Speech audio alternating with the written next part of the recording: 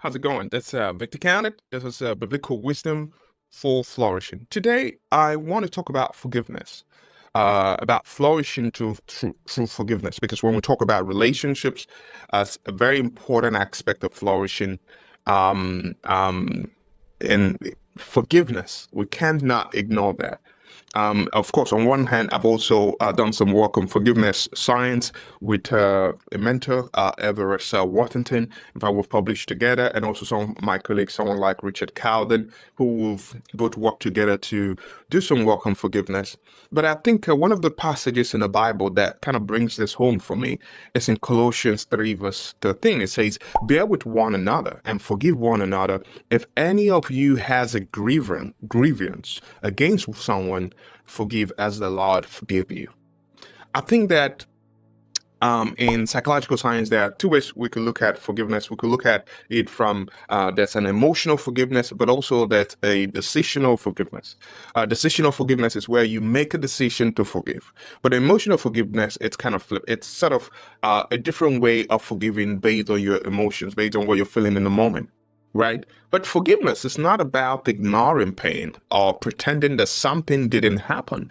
It's really about letting or releasing our grip on resentment so that we can walk free. In fact, oftentimes when we forgive someone, we're doing it for ourselves more than even the person. It's about trusting God with justice so that we can really embrace our peace in that process. And so if I could break forgiveness down, I think I could break it down in three movements of the heart.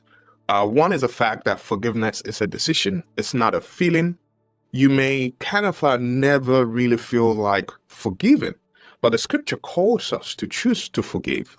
In fact, I love this story of Joseph, his betrayal by his brother.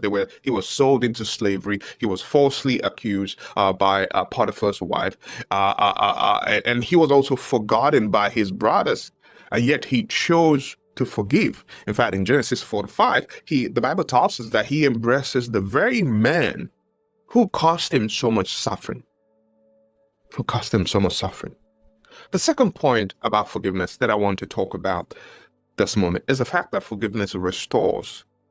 It does not erase a transgression. Forgiveness restores. It does not erase a transgression. It doesn't mean pretending nothing has happened. It means that we stop using the offense as a weapon, right? I love my mentor, Ev Washington, who it's one of probably the world's leading research on forgiveness science. He's had its own unique experience about forgiveness. In fact, his work on forgiveness, I'll share this for free to you. He did work on interpersonal forgiveness. First, when he did that work, it was as a result of him losing his mom. Someone had, I think a robber had shot at the mom, and he chose to forgive. That was one of the very moments in his life that led him to pursue forgiveness as a research space. But the second part of that was about he did work on self-forgiveness. And he told me that what made him to think about self-forgiveness was actually he was in an elevator with a colleague of mine from Sydney, Maureen Minor, and given the work that he's done on forgiveness. And Maureen asked him a question as a therapist, and the question she asked him was, "Are you okay?" And Eb told me that, that question got him really thinking for days. And that was one of the questions that led to him reflecting on self-forgiveness.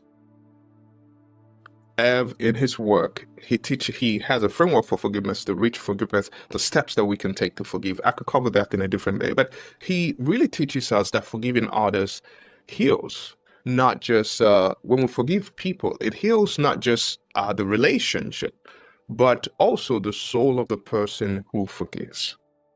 Forgiveness kind of mirrors the gospel in a way. For example, Paul doesn't say forgive if you feel like it. He rather said that you forgive as the Lord forgave you. That's what the text we read is saying. And so when we remember how deeply we've been forgiven by God in spite of us, it sort of softens our heart towards others, that regardless of what the person have done to you, I will choose to forgive you. Why? Because God has forgiven me, an imperfect man. And so, as we think about this week, who are you holding in the prison of your resentment? And what would it really look like to start the process of forgiving them today? Not for their sake, not for their sake, but for yours. This is Victor Counted, and this is Biblical Wisdom for Flourishing. I hope you have a blessed week as you start to pray about this and think about who in your heart, who God is speaking to you right now to forgive, so you can break free of that resentment. God bless you.